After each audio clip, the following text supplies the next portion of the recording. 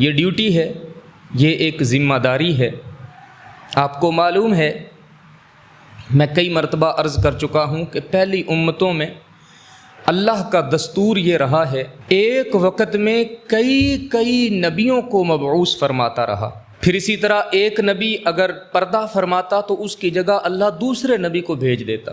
اندازہ کیجئے کہ حضرت موسیٰ علیہ السلام پہ نازل ہوتی ہے تورات، اور اس تورات کی حفاظت کے لیے اللہ نے 4000 سے بھی زیادہ نبی بھیجے، لیکن رسول اللہ صلی اللہ علیہ وآلہ وسلم کی ذات اقدس کے بعد چونکہ نبوت کا سلسلہ اللہ نے بند کر دی، اب اس ذمہ داری کو، قرآن کی حفاظت کی ذمہ داری کو کسی نے تو تھامنا تھا۔